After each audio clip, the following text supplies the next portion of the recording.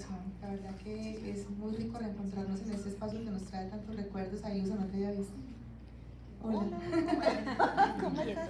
Muy bien, este espacio nos trae muchos recuerdos porque aquí nos reuníamos siempre cuando estábamos estudiando anestesia alrededor de un tema académico, pero siempre nos quedábamos hablando de otras cosas y qué rico reunirnos hoy alrededor de un tema realmente que nos importa y que de pronto no tenemos el tiempo de hacerlo. Agradezco muchísimo a mi amiga Natalia Orozco que aceptó la invitación y que yo sé que ya tiene una agenda muy apretada. Aquí está precisamente, digamos, trabajando, sí, y está, aprovecho para darle las gracias también a Jorge que nos acompaña esta noche, perdón, a Carlos que es el jefe de la Deutsche Welle Latinoamérica, entonces nos está acompañando hoy acá en este evento. Bueno, voy a presentarte. Natalia es periodista y cineasta, realizó un máster en Ciencias Políticas y otro en Relaciones Internacionales y Ayuda Humanitaria, los dos cursados en París, Francia. Es directora y guionista de cine documental y directora de reportajes periodísticos de investigación sobre temas internacionales y de derechos humanos. Ha sido corresponsal de guerra en varios países y para varias cadenas internacionales. Su primera película para el cine es Benghazi, más allá del frente armado, la acabó en África del Norte durante la caída de Muammar Gaddafi. Su más reciente película, El silencio de los fusiles, fue traducida a 6 idiomas y recorrió más de 40 festivales del mundo. Se las recomiendo mucho a ambas. Nati también es mamá de Samuel, su hijo de 4 años, y periodista del canal público alemán La Deutsche Welle desde el 2018. Y en su programa Fuerza Latina recorre cada mes diferentes países y rincones del continente para visibilizar el trabajo de mujeres que desde la ciencia, el arte, el activismo social, la defensa ambiental y la academia inspiran el mundo. Bienvenida, Nati. Gracias. Muchas gracias. Bueno, gracias. Sí, te doy un aplauso. Bueno, Nati, me has dicho cuando hemos hablado en otra oportunidad que después de 25 años de experiencia te sientes muy tranquila interpelando políticos, guerrilleros, presidentes, militares, pero que te intimida un poco estar frente a personas de ciencia o médicos, por ejemplo. Cuéntanos, Nati, ¿por qué te interesa tanto estar acá o te interesaste cuando te invité para esta reunión? Bueno, primero agradezco el tiempo que nos están dando, que sabemos que las deben de estar esperando en sus hogares. Voy a tratar de estar a la altura del voto de confianza que me da Eli y de compartirles la razón principal por la que acepté el honor, y es que yo siento que muchas veces mujeres como ustedes, por ejemplo, que están en el mundo de la medicina, en especial de la anestesiología, hacen su trabajo sin pensar la gran valentía y la gran generosidad, por ejemplo, de haber elegido una profesión que es aliviar el dolor. Muchas veces uno se mete en esas dinámicas de trabajar y de tener que cumplir unas metas, de producir, y quizás pierde esos espacios para uno preguntarse de la forma más profunda y de hablar de la forma más sincera con uno mismo de por qué lo hago. Y cuando conocí a Eli, anestesióloga, y cuando me dijo hablar a anestesiólogos y a médicos, yo decía, ellos se habrán preguntado, más allá de la responsabilidad que sé que todos ustedes saben que tienen la vida de las personas, el nivel de generosidad y empatía que hay en el ejercicio de su labor.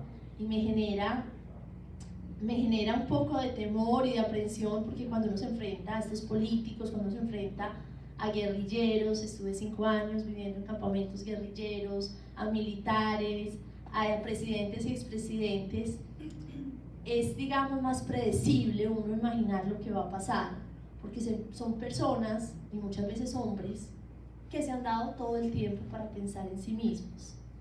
No sé si nosotras como mujeres nos damos ese tiempo, porque además de tener la profesión y nada, sabemos que algunas tenemos los hijos, algunas tenemos otra serie de responsabilidades, muchas son las que velan por sus padres, y me parecía lindo compartir con ustedes este espacio en el que ojalá se pregunten y encuentren dentro de ustedes esa valentía y esa generosidad que me hace admirarlas cada vez que voy a una clínica, cada vez que voy a un hospital o cada vez que veo una anestesióloga trabajando fuera del quirófano, que sé que también juega un papel definitivo. Así que el aplauso es para ustedes.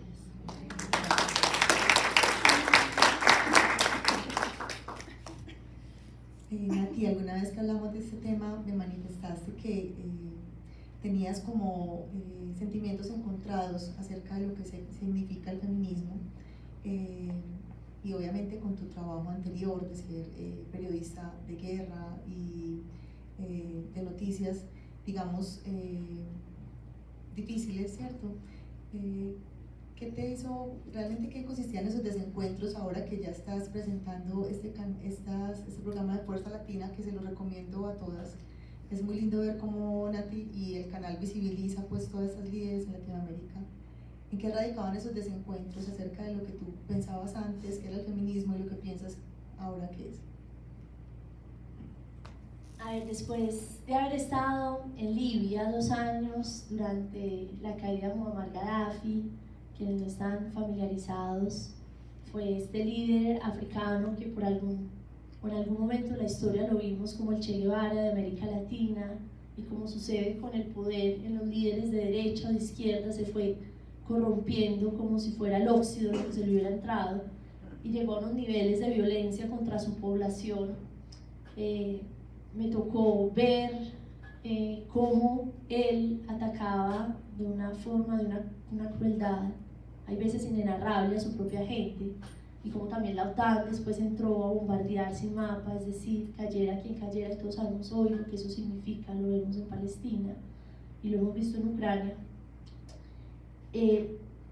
Yo me convencí de que la vida no era de revoluciones, sino de transformaciones, que no era de esas promesas de nuevos despertares, sino de pequeños cambios que se construyen, de consensos.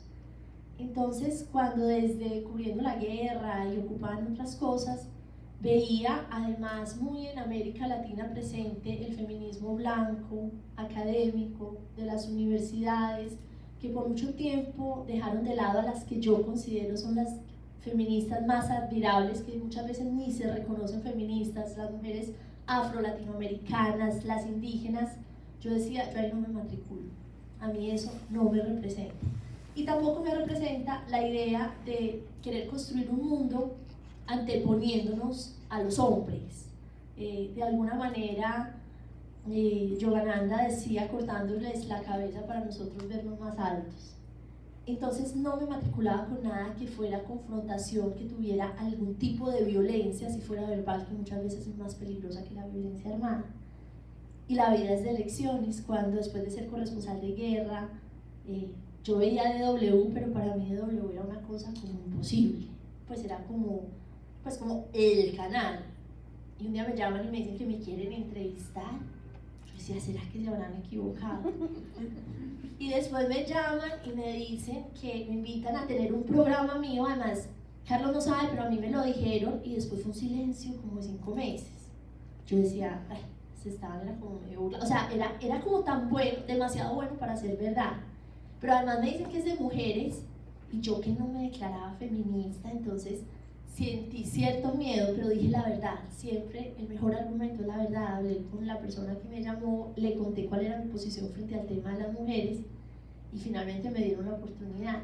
Y ha sido muy lindo porque he confirmado que las mujeres más tesas muchas veces son las que no se reconocen la feminista que está peleando, pero que sí son profundamente feministas en sus decisiones, en su forma de actuar y en la forma como habitan y como ven el mundo. Gracias, Nati.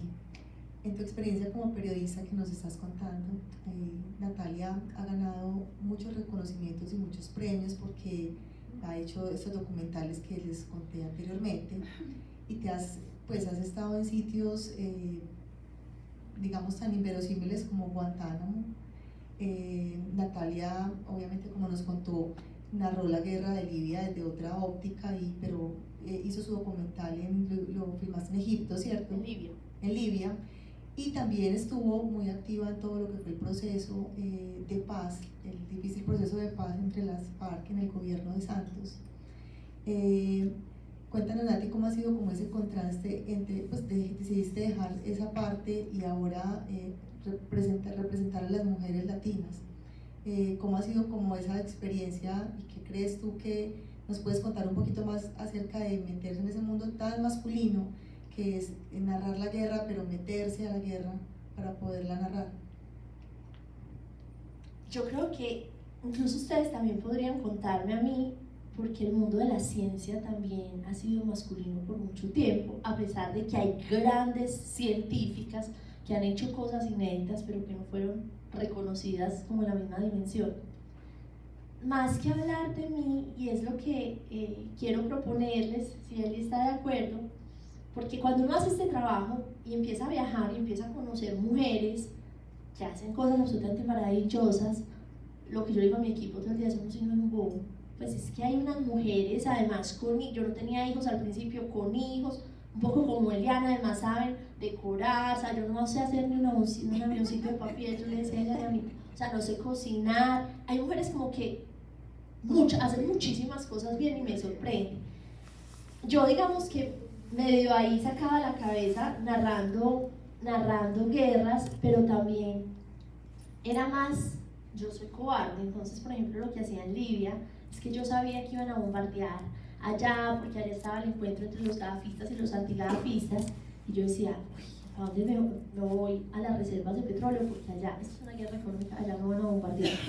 Entonces todos los periodistas salían corriendo allá donde iban a estar los muertos y donde acababan de matar a 46 pacientes en un hospital, y yo ahí con la disculpa de que no, esto es una guerra económica, dándolas de muy inteligente, vamos a hacer un reportaje económico, pero ya porque me moría del miedo irme al otro lado. Y finalmente entendí que hay algo en la mirada de la mujer y en un deseo permanente de proteger la vida.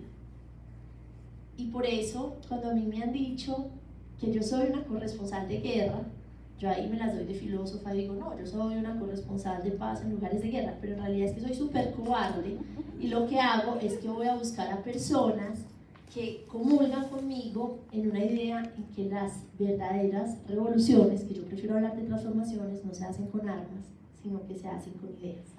Pero eso también me generó, digamos, un efecto perverso cuando quise tratar de entender el conflicto armado colombiano, porque ustedes seguro han oído a William Parra, a Coleman Morris, a Jorge Enrique Botero, que son los grandes corresponsales de guerra, que conocen las FARC, que se han sentado con los... Yo no conocía a nadie, ni en el gobierno, ni en las FARC. Y les voy a decir una cosa que entendí cuando llegué a América Latina. Dije, volví a mi continente después de haber vivido 17 años por fuera. Y es que cuando logro que las FARC me atiendan después de un año, o que me atienda el gobierno, se genera un rumor que era que yo estaba seduciendo a los comandantes. Es decir, si Jorge Enrique Botero hace un gran reportaje, o si William Parra hace un gran reportaje, es porque son muy tesos, pero si lo hacía yo era porque estaba seduciendo o a los políticos o a los...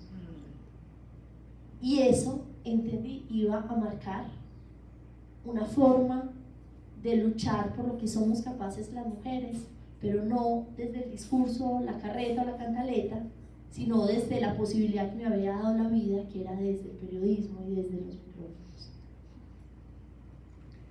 Nati, llevas aproximadamente 15 años, como nos dijiste, trabajando pues en Hard News y es duro, me imagino, dar la noticia inmediata, siendo corresponsal de guerra. ¿Qué te hace después de ese tiempo realmente tomar la decisión de abanderar a las mujeres latinas y visibilizar tantas, como tú dices, tantas líderes y tantas mujeres realmente feministas en el buen sentido de la palabra aquí en América Latina? Yo creo que fue la oportunidad y fue también ver si era capaz, porque no estaba segura de que fuera capaz, era absolutamente nuevo para mí.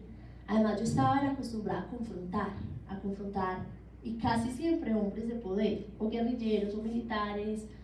Tuvimos un programa con RCN que entrevistábamos a todos los presidentes y expresidentes de América Latina, entonces íbamos de Chávez a Uribe, y yo quería saber si era capaz.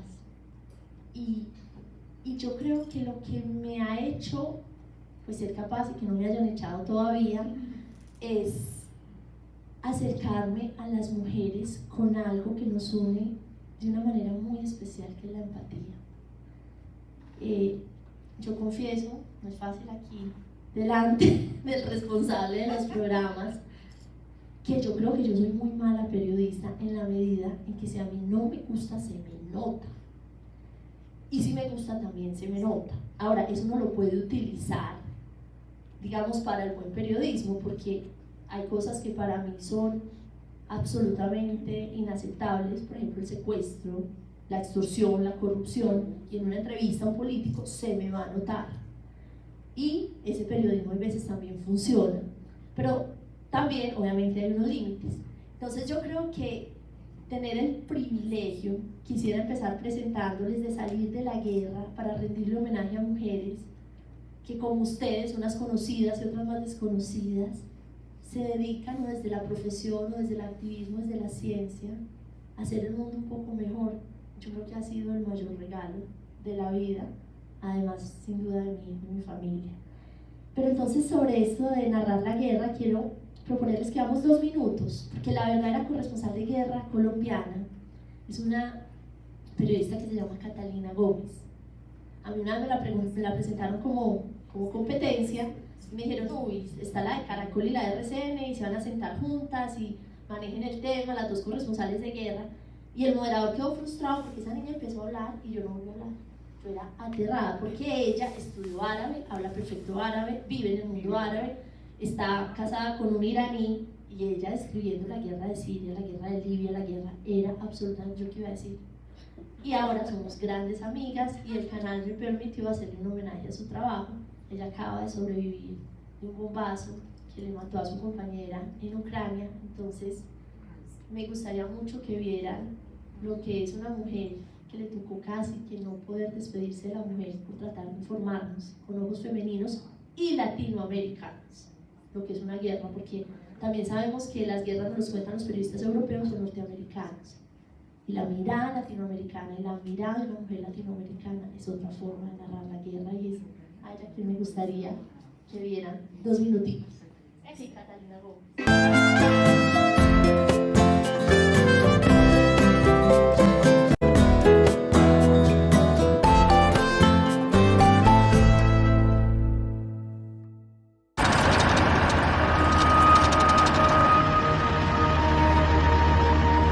Básicamente, los típicos túneles. Cruzar fronteras, jugarse la vida, narrar la guerra. A más de 500.000 personas que han muerto. Eso es lo que desde hace 15 años la corresponsal internacional de origen colombiano Catalina Gómez realiza en el complejo Oriente Medio. Estamos a la espera de lo que pueda pasar, pero lo que realmente aquí los soldados dan por hecho es que la batalla ha terminado. Periodista y especialista en el mundo árabe, Catalina ha recorrido con su micrófono los hechos más importantes de la agenda mundial: las protestas en Irán, la reciente guerra en Siria, la guerra de Gaza, la crisis de refugiados en Europa y la batalla contra el Estado Islámico en Irak. Este tren acaba de llegar desde Ucrania. Estamos en el punto fronterizo de Sajonia. Actualmente narra desde el terreno y al público hispanohablante los hechos que están marcando la guerra de Rusia contra Ucrania. Ucrania hoy en control de las fuerzas rusas. Hoy en Fuerza Latina, un viaje al convulsionado Medio Oriente a través del testimonio de una corresponsal de guerra ganadora de varios premios internacionales. Una periodista que nos cuenta qué alimenta su pasión incansable por ser testigo en primera línea de ese universo convulso, lejano, que decidió habitar.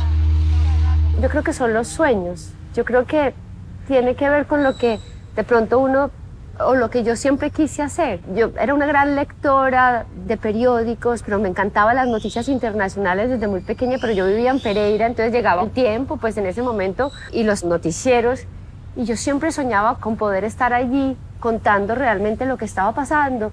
¿Y por qué Oriente Medio? Porque yo creo que nací en una generación donde esas noticias que venían de allí nos marcaron. Yo empecé a ver noticias cuando estábamos en la guerra del Líbano, con la aparición del Ayatollah Khomeini en Irán. Tal vez esto se quedó muy metido detrás y obviamente esa imagen de ser corresponsal estaba muy relacionado con Oriente Medio y mi sueño era poder salir y reportear. A mí la palabra reportería me encanta porque pienso que en Colombia está muy desprestigiada. Ahí está, si la quieren conocer, a través de él y les puedo hacer llegar su historia.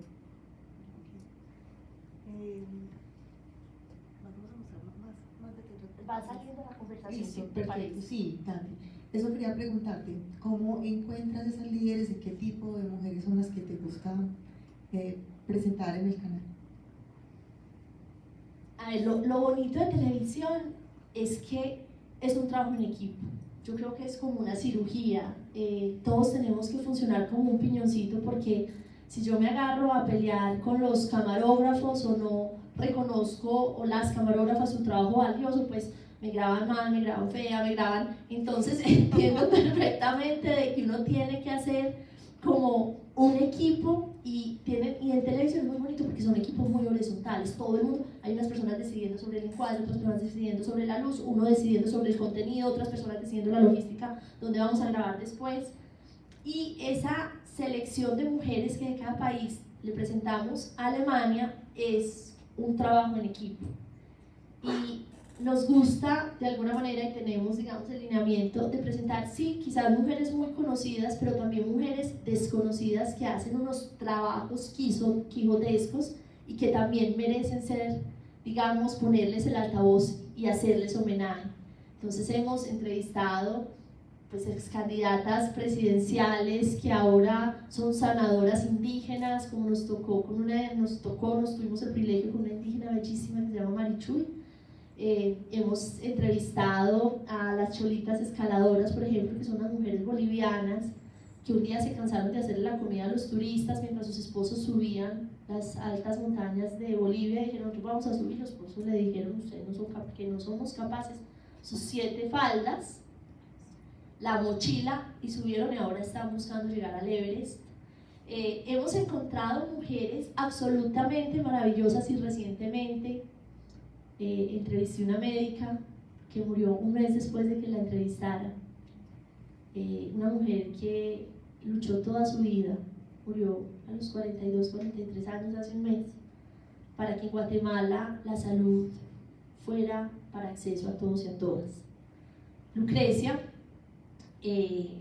cuando yo la entrevisté, yo sabía que ella había abandonado su lucha contra el cáncer. Ella había decidido abandonar su lucha contra el cáncer. Y me enseñó una cosa que a mí no se me va a olvidar. Yo me acuerdo que yo, con esas ganas de que una mujer como ella siguiera viviendo, uno en su ingenuidad y quizás en su arrogancia, no, de pronto le digo algo que le dice que retoma el tratamiento, le decía que ella, si ella pensaba que esas batallas que había dado porque la salud fuera gratuita, ella iba a alcanzar a verla. Yo sabía pues que ella tenía los días contados, pero ella no sabía que yo sabía. Y me dijo una cosa que a mí me marcó para siempre. Me dijo: Natalia, es que uno no da las batallas porque las vaya a ganar. Uno en la vida da las batallas porque son las correctas. Y en ese instante yo entendí que ella se iba a ir. Después corrimos mucho para poder editar el programa, porque me dijeron: a Lucrecia le queda una semana y queríamos que ella viera el programa al aire. Y se las quiero presentar porque es una de las médicas que a mí más me ha impresionado en la vida. Se llama Lucrecia Mac.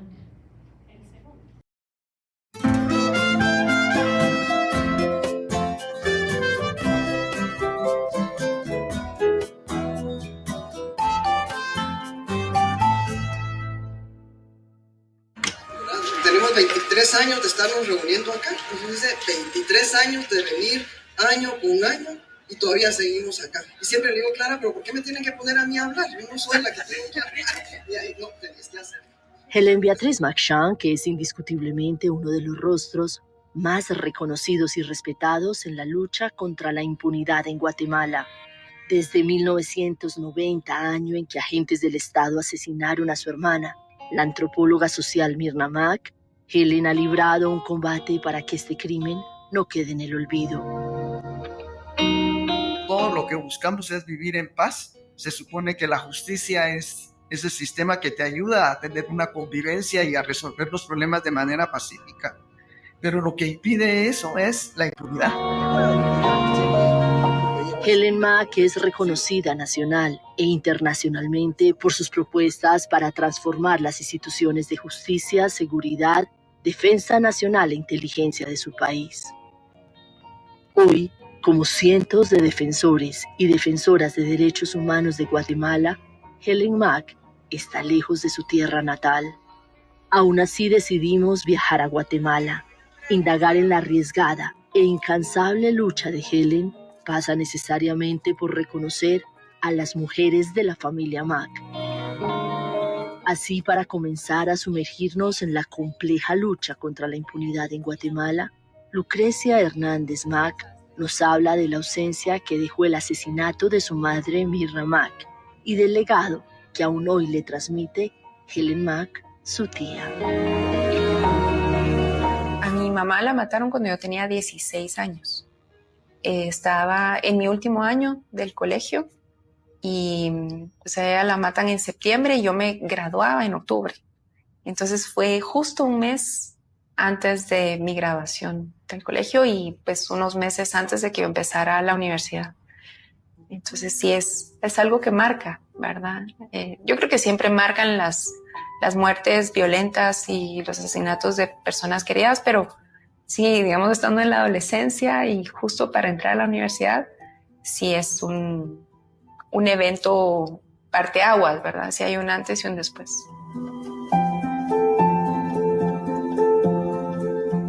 No me quedo sola, ¿verdad? A raíz de la muerte de mi mamá, sino que siempre me quedo dentro del seno familiar y eso la verdad es que es un privilegio, tener pues una familia con la cual continuar, proseguir, incluyendo a mi tía que pasó a tomar como el rol de mamá, ¿verdad? Tu tía Helen. Mi tía Helen.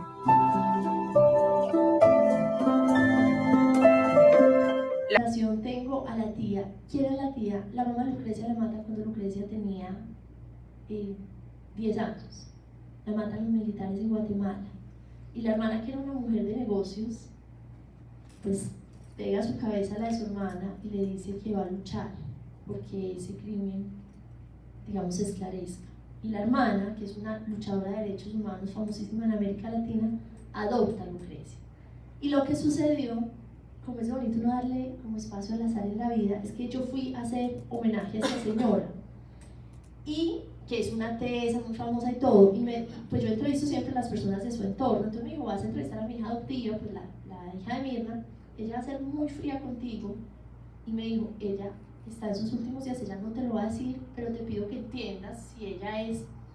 Entonces la sentía en cualquier parte. Yo dije, pues si la sacamos va a ser 2 minutos, y prendimos la cámara y empieza esta mujer como a despedirse de la vida, y así es que entonces el programa empieza hablando de la tía y termina hablando de Lucrecia, porque así es la vida. Muchas veces uno encuentra las sorpresas donde menos se lo espera. Entonces, como yo soy seguidora del canal y de Natalia, sé que ella ha hecho las entrevistas no solo en ciencia, sino también en arte, y justo ahora está trabajando con una líder de nuestra ciudad que es Teresita Gómez, y ha estado, pues, no sé, ustedes no saben, pues, para los que no sepan, Teresita es una gran pianista de la ciudad, y Natalia pues tiene el honor de presentar su libro.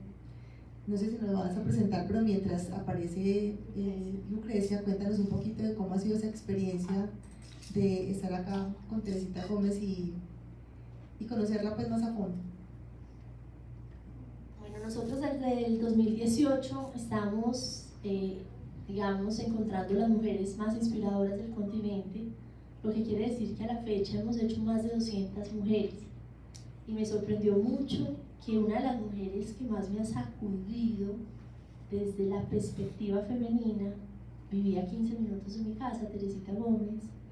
Ustedes últimamente le han hecho muchos homenajes porque acaba de cumplir 80 años, ella dio su primer concierto de cámara a los 4 años, una mujer negra, abandonada por sus padres, se la regalaron al portero de Bellas Artes, porque el papá no sabe qué hacer con ella, se la regaló al portero de Bellas Artes, le dijo que su mamá había muerto, su mamá era la empleada del servicio de este músico que ya hace 2 días revelamos es su papá, eso siempre fue un secreto, y a ella le tocaba ver escondida cómo le daban clases de música a los ricos y a las ricas de Medellín. Y cuando se iban todos los ricos y ricas de Medellín, de Bellas Artes, el papá la dejaba tocar el piano porque pensaba que no había nadie, y un día lo escucha la mamá de Tita Maya, Marta, la fundadora de Canto Alegre, y dice: ¡ay, la negrita está tocando! Y ella se asustó tanto que se orinó.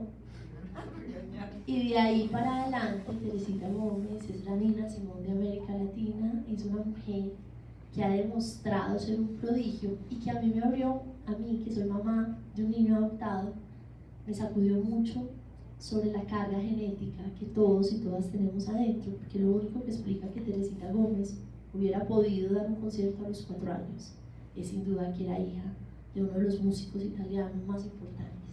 Pero también ella es un ejemplo de perdón a las mujeres, porque ella siempre supo quién era su papá y siempre guardó silencio para proteger el prestigio de su papá.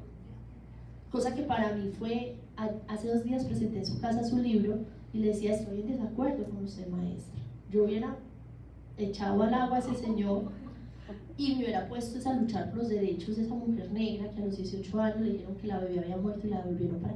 Y ella tiene una explicación que quiero que se lea en el libro, se llama Teresita Gómez, toda una vida, y yo estoy soñando con poder hacer la película de ella para cine, porque todas sus explicaciones son muy fuertes, porque nacen del perdón, y entonces todo cobra sentido.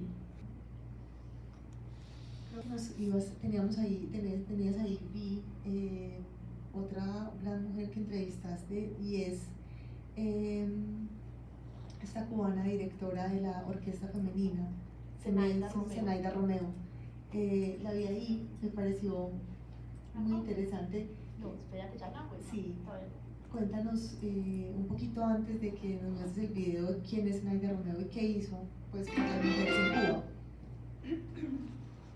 Bueno, Zenaida Romeo ella hace parte de una dinastía musical, los Romeo, su mamá famosísima, y es una señora que además entrevistamos hace un mes que fuimos a Cuba por primera vez, porque como periodistas en Cuba, como canal público, no era una apuesta fácil, y pues era una mujer que decía: no, ella es imposible de entrevistar, y bueno, finalmente ella es muy volada, es una mujer muy ocupada, parece una liana. Y nos pasaron cosas muy chistosas con ella, porque, por ejemplo, bueno, teníamos una cita un día, la empezamos a perseguir y ella: sí, ya vengo, y se desaparece y jamás volvía en el día, y nosotros teniendo otros rodajes, o nos citaba en la casa y nosotros montábamos cámara y nunca llegaba. La otra vez los compañeros me dijeron: listo, nos dijo que nos atendía hoy en la tarde, andate vos con ella en el carro, y nosotros nos adelantamos para montar la cámara. Nosotros, por temas de, obviamente, presupuesto, solamente tenemos un teléfono, entonces yo: maestra, yo me voy con usted en el carro, me monto en el carro, y le entró una llamada que la estaba esperando una condesa. Entonces me dice: no, vámonos a comer de la condesa, y yo de jeans, no, yo no me puedo de la condesa, es que bueno, entonces bájese, y me abrió la puerta y me dejó en la mitad de La Habana, yo sin contacto con mis compañeros, parada en la mitad de La Habana, a mí ningún personaje me había dejado, o sea, una mujer absolutamente metida en su mundo, pero una mujer que ha dado la vida porque esas músicas cubanas, que son músicas de altísimo nivel, no tengan que prostituirse en las noches, sino que puedan ganarse la vida a través de la Camerata Romeo. Ella crea la primera camerata música de cuerdas en Cuba contra todos los vientos. Ella es muy crítica del régimen, muy crítica, y aún así es tan respetada que puede en Cuba permanecer, trabajar y decir lo que le da la gana. Entonces ella es un ejemplo, eso de que la apuesta se hace es trabajando, y que el mejor argumento es la verdad. Me gustaría que la vieran para que vieran que la hermosura es de verdad una cosa que se construye y se proyecta desde adentro. Yo creo que es quizás una de las mujeres más hermosas que yo haya visto en todo sentido. 2 minutos en honor a ella.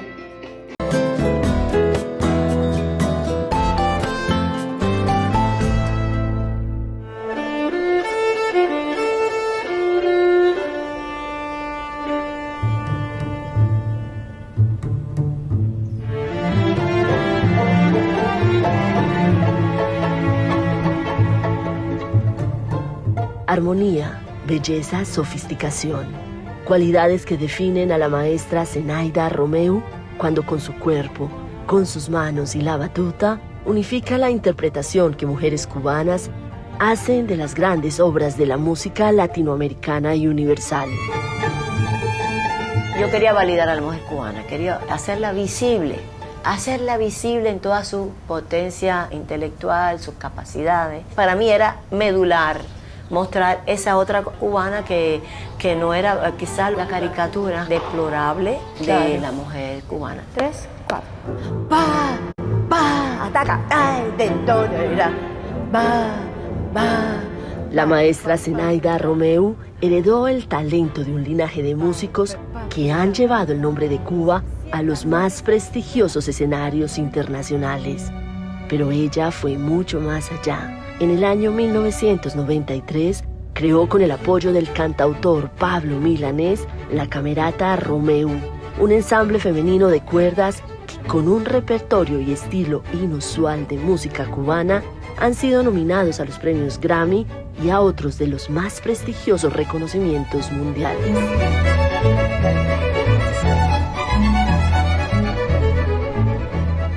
En una ardiente Habana durante varios días, en las calles y los ensayos, perseguimos a la maestra Zenaida Romeu.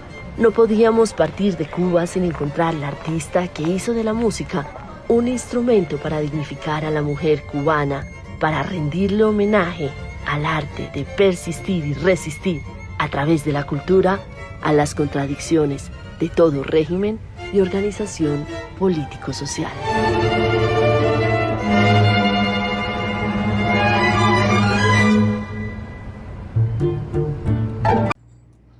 A mí ella me encantó porque ella no es que no nos recibiera porque era muy creída, es que le vale huevo hacerse propaganda ella misma. Ella está, las mujeres cubanas, las músicas que vienen aquí sin almorzarlas, le valía, porque muchas veces decimos DW, muchas mujeres pues quieren aparecer. No, ella, y después ahora hay una amistad con ella absolutamente profunda porque su humildad es sincera.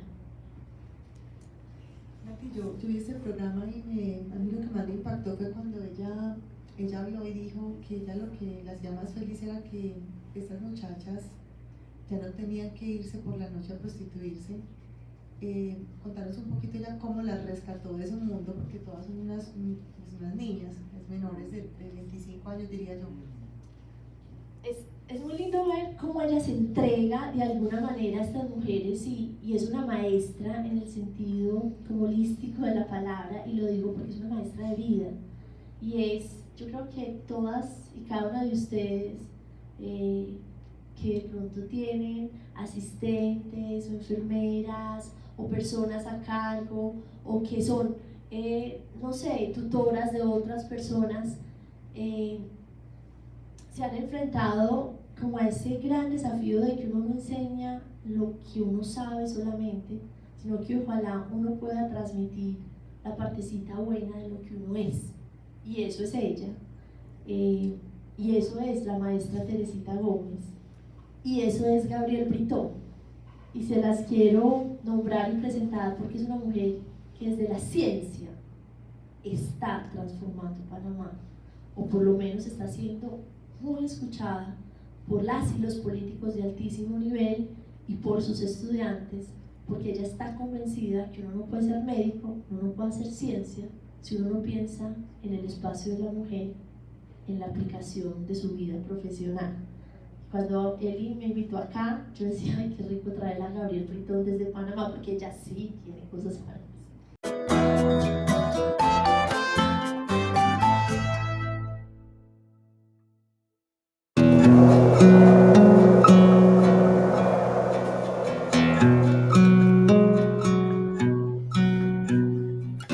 Además de ser una de las más prominentes científicas latinoamericanas, Gabriel Britton utiliza su evidente inteligencia para defender con decisión causas y convicciones que considera urgentes y necesarias. Yo considero que no podemos hacer ciencias sin hablar del rol de las mujeres en las ciencias y de las minorías en las ciencias y las personas que están Doctora en Psicología y Neurociencia, Gabriel Britton se formó en destacadas universidades norteamericanas y allí en Estados Unidos ejerció por más de 10 años como investigadora. En el año 2019 retornó a Panamá con la de agregar sus esfuerzos al desarrollo de la ciencia.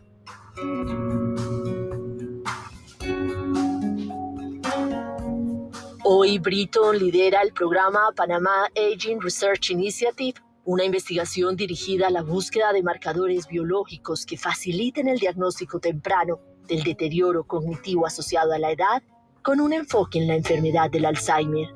La neurocientífica Gabrielle Britton, sus pasiones y los hallazgos de una deslumbrante carrera en Fuerza Latina. Bueno, entonces, muchas gracias por compartirnos las historias, creo que son realmente muy inspiradoras. Y yo, cuando te conocí, pues no les he contado que soy fanática de la DW hace muchos años. Yo le conté eso a Natalia cuando la conocí, incluso que la DW me rescató de una tristeza grande que tuve en mi vida cuando perdí a mi mamá, porque en realidad es un canal maravilloso para mí, pues es bien interesante. Y hoy quería traerte acá con mis compañeras. Aquí pues estamos casi todas las que convocamos. Ellas pues no solo son anestesiólogas, sino que son mamás, son esposas, son amigas, son compañeras de trabajo. Y quería que les dijeran a ti cuál es la importancia de reconocernos mujeres y de ese término que ahora puede sonar, digamos, para algunas gracioso, que es sororidad, y realmente cómo es el feminismo una palabra tan difícil para algunas personas que produce temor, o para otras respeto. Realmente cómo entenderlo y cuál es la responsabilidad nuestra como profesionales, digamos acá en la anestesiología, con nuestra sociedad. Pues digamos cuáles serían nuestros deberes, pero nuestros derechos, pero también nuestros deberes de ser mujeres de ciencia con nuestra sociedad. Yo creo que independiente de las dificultades que podamos o pueda cada una estar enfrentando, somos mujeres privilegiadas, tuvimos acceso al conocimiento, que es la mayor fortuna. Y hay veces es fácil uno decir, uy, yo no me meto en esa pelea del feminismo porque pues es más fácil uno pasar agachado. Además, de pronto a nosotros no nos están pegando, a nosotros no nos están condicionando el alimento, de pronto a nuestros hijos no le están quitando la pensión alimentaria. Pero yo, que trato de respetar las posiciones de cada uno y cada una, sí creo, Eli, que no tenemos derecho a la indiferencia. Y sobre todo no tenemos derecho a la indiferencia por la posición de privilegio en la que estamos. Nosotros tenemos, siento yo, y en eso sí me paro y puedo ser intransigente, que defender nuestros espacios en nuestros hogares.